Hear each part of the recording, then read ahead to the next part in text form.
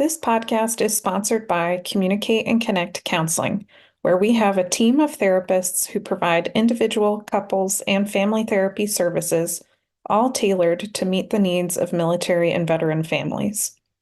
To learn more about our services, visit www.communicateandconnect.com.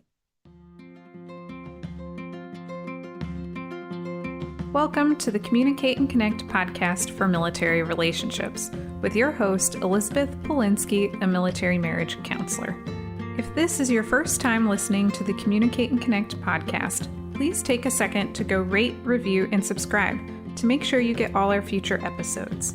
We also really want to know what it is you love about our podcast, and if for some reason you're not loving it, we want to know that too, because we're committed to providing the best quality content to help you improve your relationships.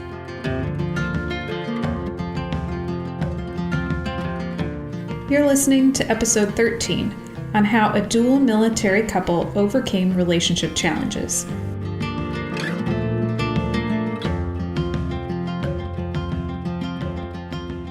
All right, so I'm Elizabeth Polinsky with the Communicate and Connect podcast, and I'm really excited because today I have Alyssa here who is going to tell us a little bit about her experiences being a military spouse and also being in the military herself. So Alyssa, do you want to just introduce yourself a little bit for us?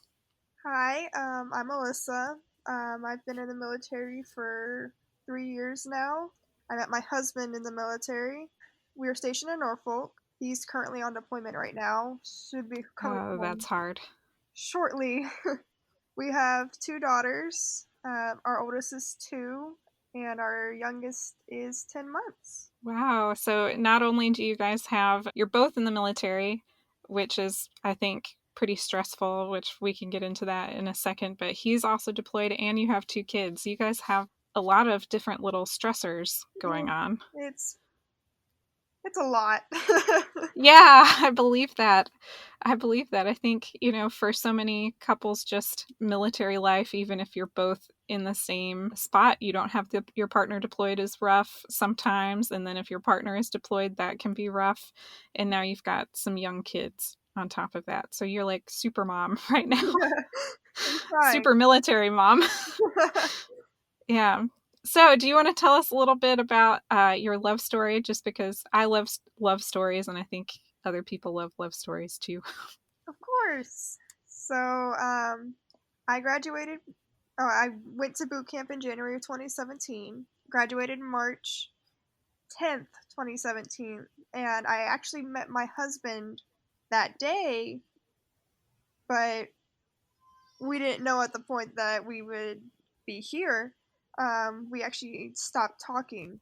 We actually didn't talk at all after that day, and I kind of lived my best life in A school and did my own thing because at the time I was only an E1 and he was an E4 at the time. And we kind of just stayed our own way. He didn't know at the time that I was like obsessed with him in a way. Yeah.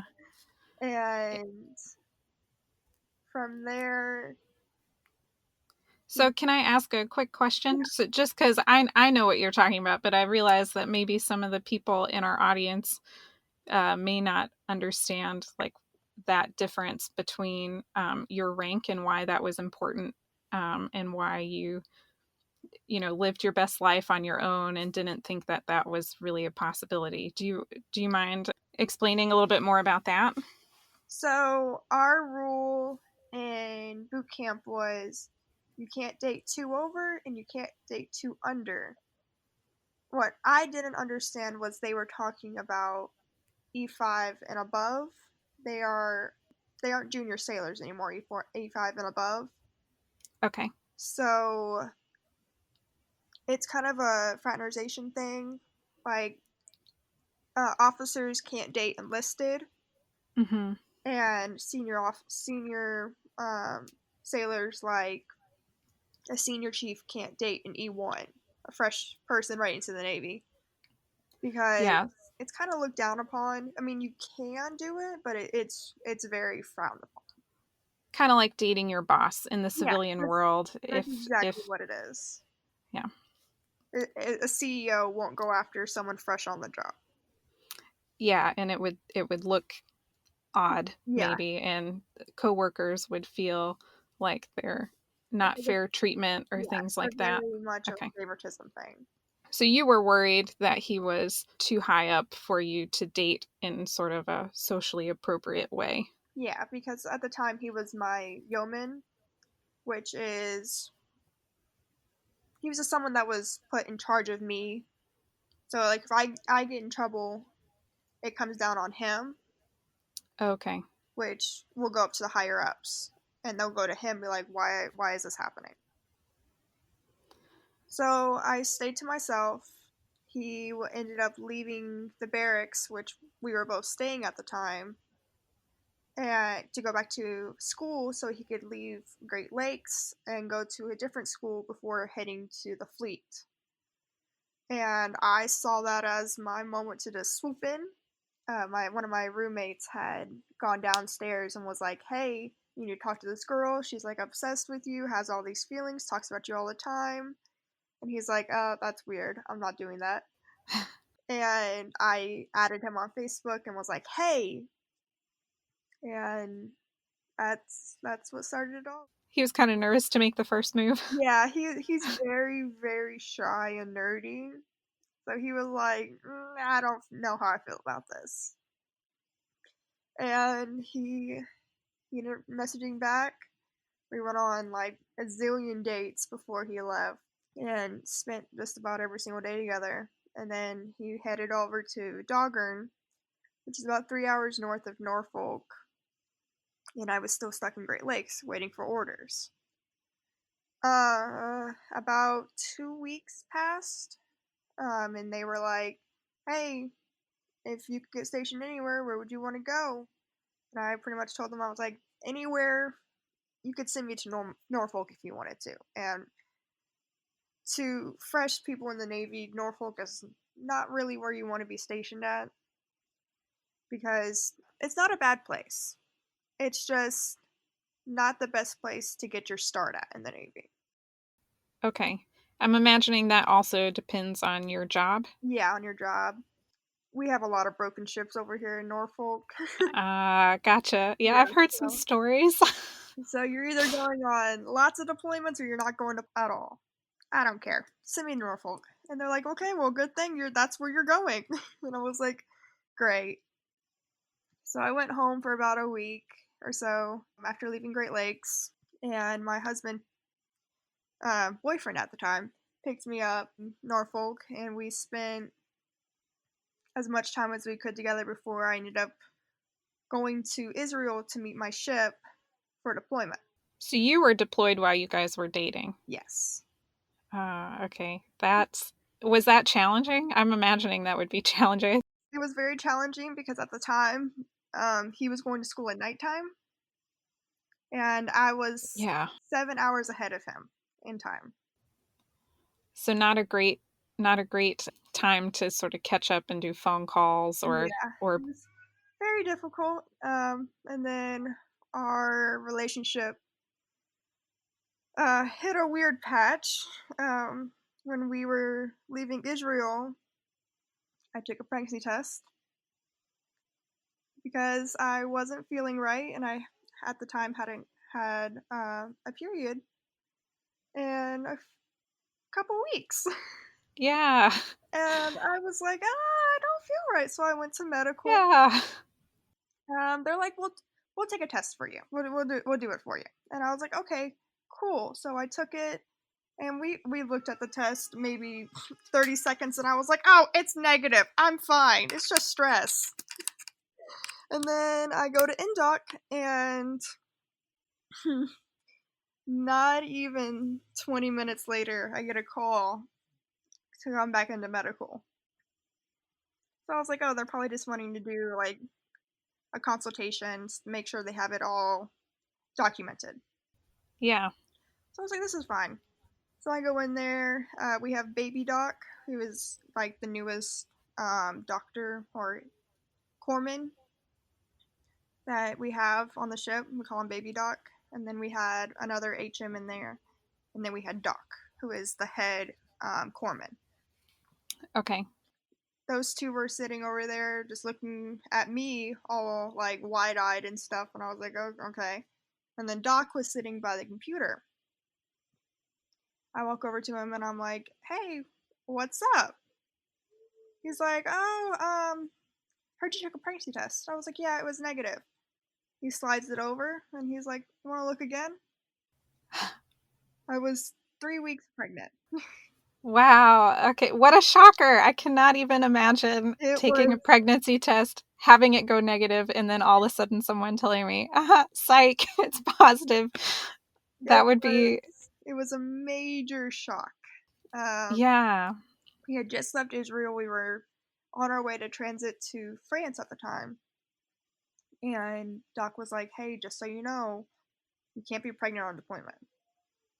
It's like, yeah, I get that. He's like, we don't know where we're gonna, when we're gonna get you on a plane to take you home, but we'll figure it out. I'm like, okay. So, I hung out in France when we went. They had this big festival, lots of really cool things. So I was like, okay, this is cool. And then from there, we transited to Spain, Rota, which is one of our ports. We have a Navy base there. And they're like, this is where we're taking you off. We're gonna drive you up to Montreal, and you're gonna fly from there home. So I was like, okay, cool. So we drove to Montreal, got on a plane, took that plane to Miami. Worst flight ever. The flight to Israel was so much easier. Yeah. This I flight believe that. this flight to Miami, it was long. It was uncomfortable. Yeah. So here you were, you had gone on deployment, you were away from your partner, Yeah. which is hard. And especially when you kind of, you went there, it sounded like to be with him, to be closer to him. And then while you're on deployment, which is kind of like a big deal for your career in the military, Yeah. you find out you're pregnant, you have to leave deployment early, and now you're headed home. Does he know that you're pregnant yet? Oh, I had completely forgot how how I told him. So I found out, and they gave me permission to use the ship's phone, the outline, to call home. So I call him. Granted, remember he's on nights for school, so during the Yeah. daytime he's asleep. So I called him. It was like, I want to say like 3 in the afternoon, maybe earlier. And I was like, hey. And the ship's phone, when you call out, it gives like this random number sometimes. So it was like 00-1-5. Okay. And he answered and he's like, who is this? I was like, hey, it's me. And he was like, oh, hey, what's up? Still groggy and everything else. And I was like, just so you know, I'm heading home soon. He's like, what? Why? And I was like, I'm pregnant. And the second I said it, the ship's phone died. Oh no, that's like horrible. And we went into River City. River City is like full lockdown of like all internet, out calls, everything. Oh my gosh, I cannot even imagine. Oh, So here you're finally like, hey honey, I'm pregnant, and then the phone call drops and you have no idea how he's gonna respond. yes. And at the time, we'd only been dating about a month and a half. Like, Oh, we started dating beginning of June. So this is about August, mid-August at this time. So that's how long we had been dating okay. at the You time. had you had known each other longer. That was like the official dating type of Yeah. thing. We had finally exited River City, and I get on Facebook and I'm like, hey. Yeah, I need your reaction. And he's like, I had a crazy dream a couple days ago. And I was like, oh, that's cool. What happened? He's like, you told me you were pregnant. And I was like, Uh, oh, about that. I should be home here soon because I am pregnant. And he's like, what? So he's freaking out. We told our parents. We're all freaking out, and my mom was like, "Look," she's like, "I had told you about birth control. You knew all this other stuff." She's like, "You can't get mad about it." She's like, "There's nothing you can really do." She's like, "Are you gonna keep the baby?" And I said, "Yeah, of course." And she was like, "Okay then." She's like, "Y'all figure it out." So how did that impact your relationship? It definitely took a turn. We it was a big shock for us. It was a big we didn't know what to do at the time.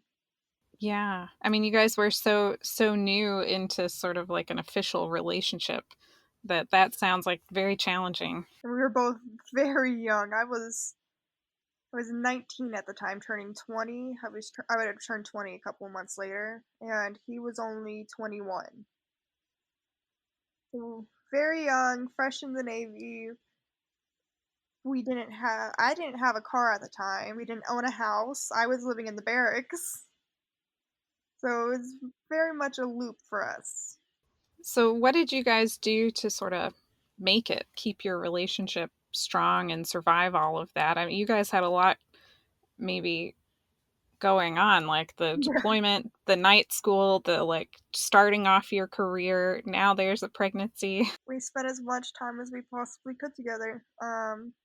I went back home. I got a car, went up there and spent time with him. Still trying, we tried to learn more about each other and get as close as possible as we could possibly get, as two people could possibly get with each other. Yeah. And we fought really hard to make this work because we both grew up in very broken homes and we didn't want to repeat that cycle. We were hanging out one night and I rolled over and I was like, "We should get married." And he was like, "Okay." We went the next day and we were married. Yeah. So you basically proposed. I love that. I did. I definitely did. Earlier on in when we first started this interview, and you said that um, you were kind of the one to initiate Yeah.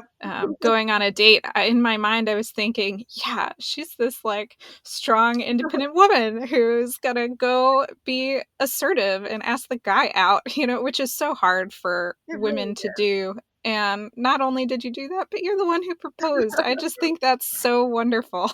Yeah, we it was crazy. We got married August 25th. It was a Friday. It was raining.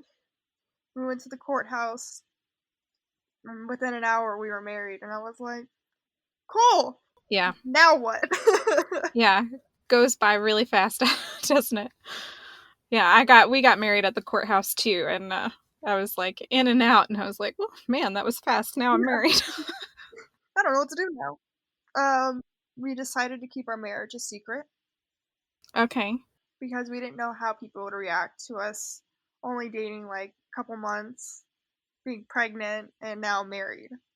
We didn't want that the stigma to be put against us.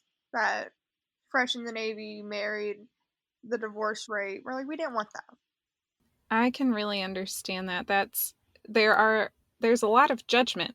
Yeah. I think with all maybe especially military relationships, but I see it in the civilian world too. Like people can get very judgmental of other people's relationships. Yeah. Like you've been dating too long and you need to hurry up and get married, or things like why aren't you married yet, or you're getting married too soon, or there's just so many. Yeah. There's just so much stuff put against you. Yeah, so I can really understand that nervousness.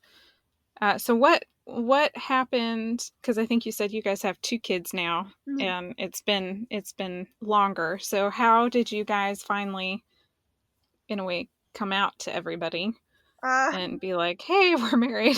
a few months before I gave birth to our first daughter, I had accidentally called him my husband on a phone call with my sister and my birth mom.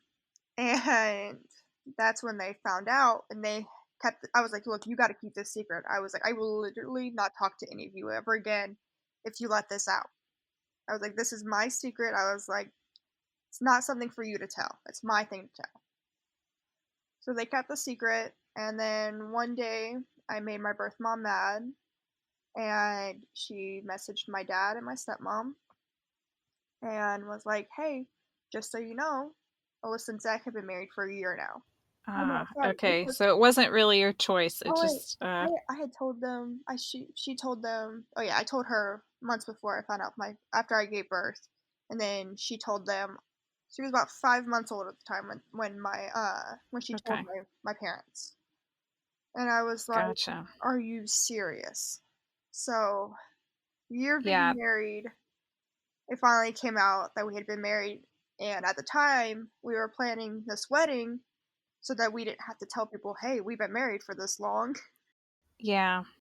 So Which is very common in the military, I think, for people to get married at the courthouse and then to have a wedding yes. ceremony or reception later on. I know so many couples, we did that ourselves. So yeah, that was our everyone found out, and it was very dramatic, but my parents, they accepted it, and they were like, "We understand. As long as y'all are happy, we don't really care." And I was like, "Okay, cool." Good. Parents for the win there. I'm Yeah. glad they came back around.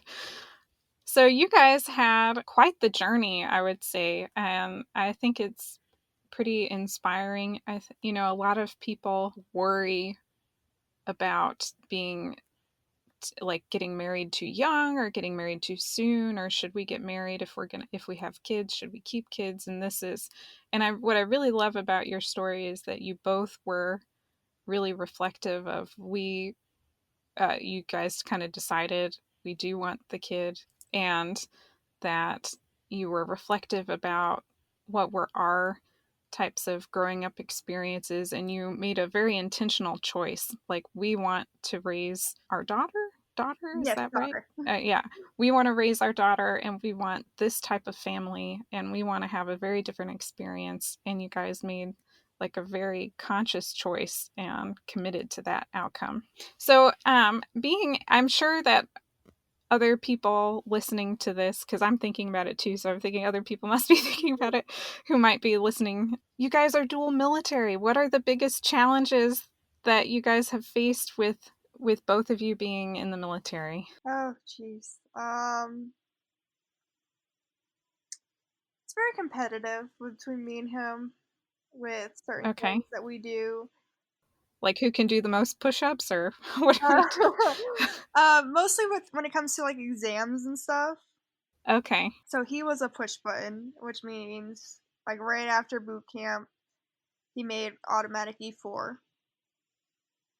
So I was like, it's fine. I'm fine with it. You're third class. It's fine.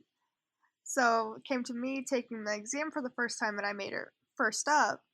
So I was like, hmm, Yeah, okay. So it's like who does better on exams and promotions and yeah. things like that. He's Gotcha. he's 100%, 1,000% smarter than me, and I will give him that. Yeah. he is That's very sweet of you to say. I'm sure if he listens to this, he's going to appreciate yeah, that. he's a major nerd. I love him to death, but he really is, and it's adorable. I love it. He he's trying to teach when he comes back. He wants to teach our oldest all about computers and everything. He wants to build her own computer and all of that stuff. And I'm like, go for it. It's all you. Yeah. So there's been the competitiveness. Any other struggles from being dual military? He doesn't. He kind of fits in everywhere because he's a man. Mhm. So when we hang out with our military friends, it's mostly just males. So he can hang out with them and it be just fine. It's socially acceptable Yeah. in the military. With me, I work in a man's world, and pretty much that's what it's Yeah. called. a man's world in the military. So I don't really fit in with some of them. Well, I connect with the men because I work with what they're doing. Yeah, you have the same type of job, Yeah, you're doing the same thing. Everybody kind of connects with their coworkers because you exactly. really can relate. Yeah. But if they're married, the wives don't really, or girlfriends don't really see it that way because of the stigmatism of the boat hoe or boat boo. And Yeah, that people form connections while they're on deployment. yeah, Sometimes that leads to affairs. yes. And that's led to this kind of wall with some of the women on his ship because I connect and I have like three women on of the Navy wives that I really connect with because they understand that just because I connect with them doesn't mean I want them. Yeah. And that's what I try to explain with people, but they don't really see it that way. Yeah, you can have very close friendships without it transitioning into something romantic or sexual. Exactly. It's kind of affected me in a way, but he doesn't truly understand why because he can Yeah, connect he with doesn't get anyone. it. That makes so much sense to me. Everybody needs to have like a tribe, I Yeah. guess, a way to connect with other people to get emotional support. And usually we need to get emotional support from the people who understand what we're going through. Hmm. And And it's difficult sometimes because like some of the wives they try and understand what I'm going through, but at mhm. the same time they really don't because they don't see it from my aspect of being active duty, knowing what's going on, knowing pretty much because I make the ship schedules. That's my job Oh, in the okay. military. Yeah. So I know what's going on with the ship 24/7, and they don't really understand why I act a certain way or why I tend to disagree with certain things. That's kind of a difficulty for me is I need to be more compassionate, I guess. Like kind of trying to understand that they don't Yes. get it. They don't see the same things that you see. They Yeah. don't have the same understanding or the same context about what all is going on that you have, given your job and being actually in the military, dealing with the same things that their spouses. Yeah. That makes a lot of sense to me.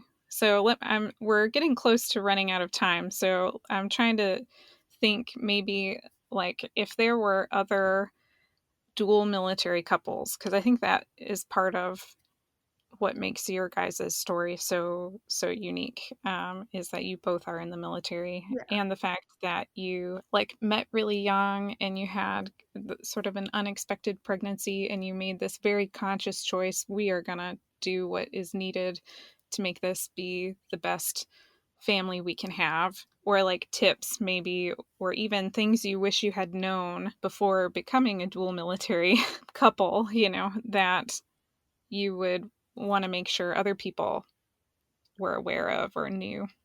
Communication is key. That's with any relationship. 100% agree. Yeah. Don't let your commands bully you at all. If you want to get married, get married. It's not up to anyone else besides you two. If you decide not to change your last name in the military, that's perfectly okay. I didn't do it because I wanted to be my own person in the military, and my husband understood that. We actually plan on, once I get out, changing my last name then. It's just, in the military, it's hard to be your own person, especially when you're literally owned by the military. Yeah, So if you want to have that little bit of yourself, it's perfectly okay. Don't let anyone judge you for keeping your last name. I love that. I kept my last name too. I realize I'm not in the military. My spouse is in the military, but I can really relate to that, Yeah. because I got some pushback about why I wasn't changing my name too. It's hard trying to find, especially once you have, because when you have a husband, you give your all to him. Like I've birthed his kids. I changed my whole life for him. It's hard once you become a mom and a wife to find something that's still yours. Yeah. And So you got to hold on to them. my dad never had sons, so my last name was the last little bit of his line that I had left. Yeah. I can relate to that too. That's the same thing. I don't have any brothers, so great. Well, before we end, do you have any questions for me or last thoughts? You had answered my first question of how you got into this. You wanted to see everyone so they can see the aspect of the military, from personalities. I think I answered that before we started Yeah. recording. So I might actually jump in for the audience because they didn't hear that part of our conversation, but Alyssa had asked about why I was starting this podcast, and I come from a military family. Both my parents were Navy, so they were also a dual military couple. Now I'm a military spouse. My husband's in the Navy, and all of my work experience, I think that really came from like my family. We have so many generations of Navy that I wanted to really work with Navy families. And at first, I worked for the Veterans Affairs Clinic. So actually, most of my work experience up until recently has been with veterans, and I'm pretty glad that I started with them first, actually, because I really got to see the impact that military had on them afterwards, after leaving the military, and now I'm more motivated, even more motivated than I was before, to help families who are in the military really have like close relationships and that strong connection, because that I think is a big, I guess, a protective factor, something that helps prevent, I think, a lot of the problems that veterans are facing after retirement or after they leave the military. And so part of this podcast was the goal just for people to have information about how to have healthy relationships, because I know I never got that information when I was a kid, and really be able to reach a broader audience. That's amazing. Yeah, thanks. Yeah. So any other questions I could answer for you before we end? Nope, that's it. Okay, well, Alyssa, I just want to say thank you so much for sharing your story. I have so much respect for you now, hearing like the full depth. I mean, I was grateful. I was so grateful that you were willing to talk on this podcast. But even now afterwards, and I'm thinking about like how you guys fought to have the relationship that you want and to have a family that's going to be a good role model for your kids, and the fact that you are just a go-getter with the being the one to initiate things. Mad respect. So thank you so much for being on the podcast. Thank you so much for having me.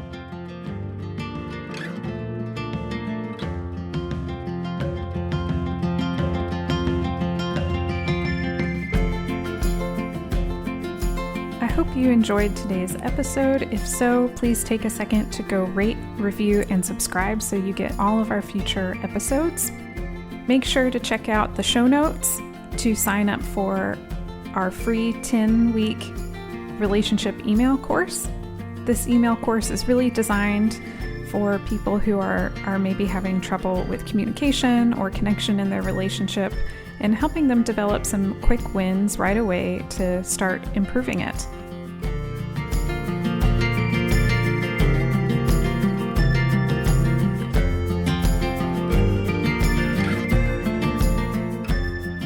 While I am a therapist, this podcast is for educational purposes only and is not considered therapy. And it should also not be a replacement for therapy. If you think you need a professional of any kind, you should definitely go find one. Until next time.